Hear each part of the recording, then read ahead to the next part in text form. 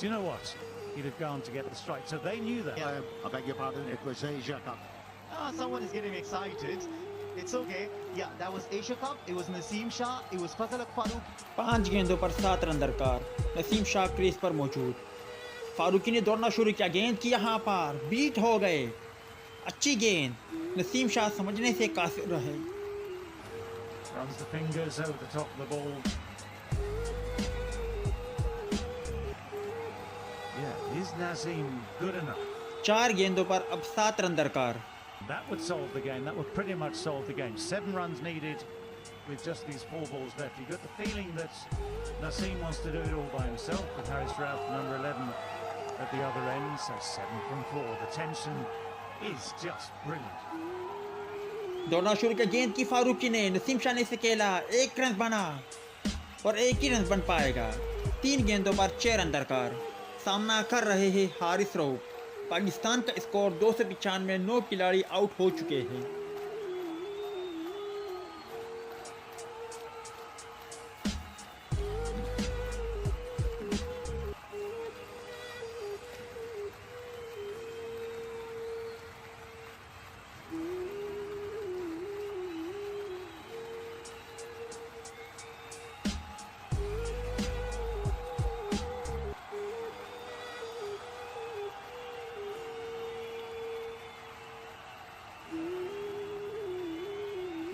So far in ODIs, Afghanistan have never beaten Pakistan.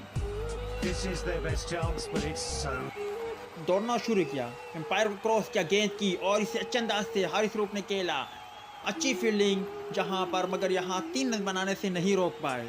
2 गेंदों पर जीत के लिए पाकिस्तान क्रिकेट टीम को 3 रन दरकार। It's closer, Pakistan. 3 runs closer. That's absolutely good fielding from the backup fielder Noor Ahmad because he slipped initially and Noor Ahmad was behind him, had the awareness, stopped it, and 1 run can be really, really crucial at this stage of the game. Certainly saved the boundary. और यहाँ पर नसीम शाह ने शानदार तरीके से खेला, लाजवाब शानदार स्ट्रोक, 4 रन और बिल आखिर इस मैच में पाकिस्तान क्रिकेट टीम ने फतह हासिल की। मगर आज फिर कामरान गुलाम को गलत आउट दे दिया गया।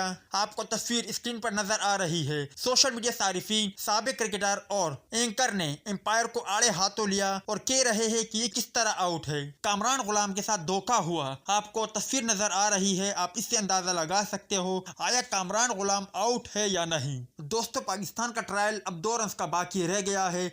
2 रन बनाने के बाद Pakistan cricket team south Africa को टारगेट देगा।